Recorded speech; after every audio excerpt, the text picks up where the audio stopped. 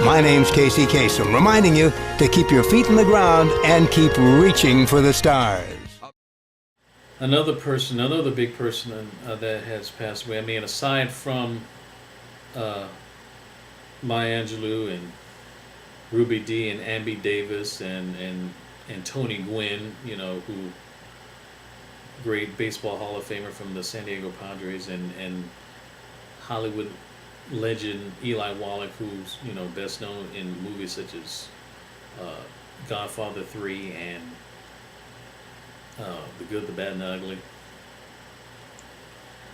I really got to give homage to Casey Kasem, who also died this past month.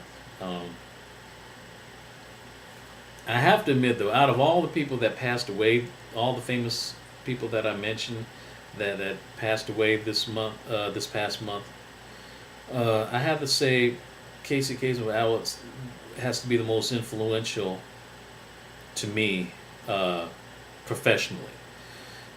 Because he was very monumental as far as not only as a broadcaster, not only in television and in radio, but also as a voice actor. I mean, not only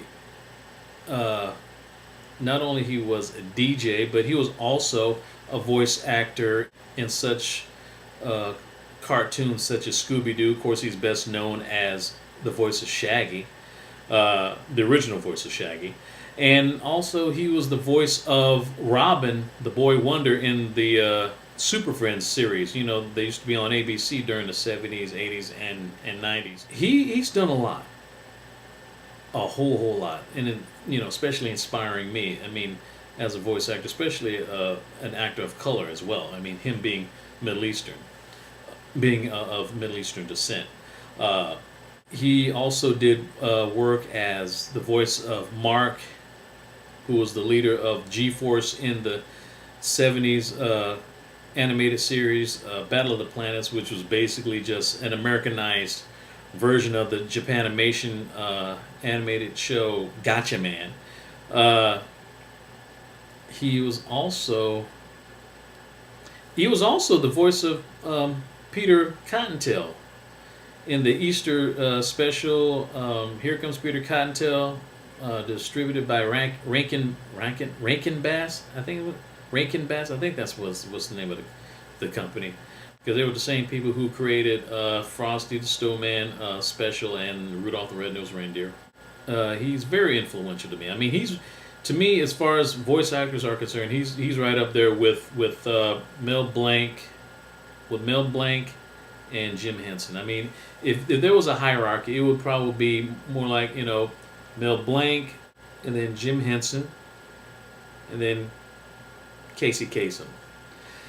And I got to give the man credit for his, not only for civil rights,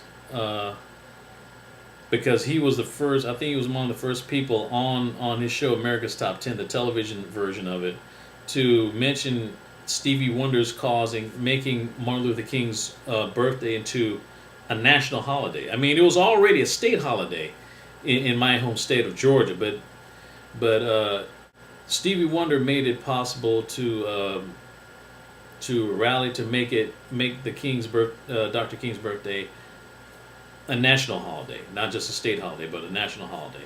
And got to give credit to Casey Kasem and America's Top 10 for making it possible, to making it happen. And I will be grateful for him for that, as well as also having integrity. He didn't allow anyone to deliberately make fun of his ethnicity.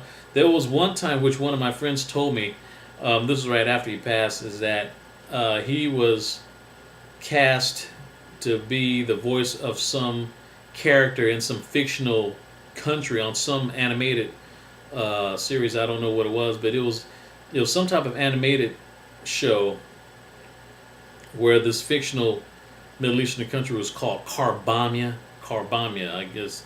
And he decided not to do it because he's Middle Eastern and he was not going to promote the idea of being part of the stereotype that Arabs were all evil or just bombing terrorists and such. And he had some integrity. I gotta admire him for that. That's very admirable. Because not that many people of any ethnicity that would, you know, would sell out like that. I mean, not very few people will turn down a. Not that many people would turn down a check for that, even if it is, racist or stereotypical. And for Casey Kasem to turn down a check or turn down a role for that because it would demean him and demean his ethnicity, that takes a lot of courage. It takes a lot of courage because a lot of people, especially in this economy, a lot of people will sell out in a heartbeat just to keep the lights on. I really had to say something about that because if it weren't for Casey Kasem, professionally speaking, I wouldn't be here. I wouldn't be doing radio programming. I wouldn't be a host. I wouldn't even be doing voiceovers because of him. Because of him being a DJ, and it's kind of ironic that he and my dad were both born in the same year, 1932. He was raised in Detroit, and my uncle used to live in Detroit. My aunt used to work at GM. My uncle Matthew, her late husband, used to work at the post office. He was raised in Detroit. He ended up going in the Army during the Korean War. Same time my dad was in the Korean War, and he used to be a disc jockey, a DJ for the Armed Forces Radio Network. And since since he and my dad were both the same age, it's sometimes and considering also that my dad passed away 5 years ago this month in July.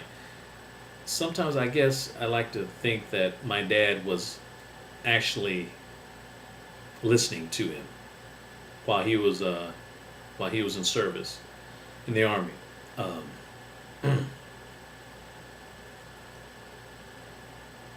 And it's also quite ironic that Casey Kasem retired from his radio program in 2009, same year my father died. Either way,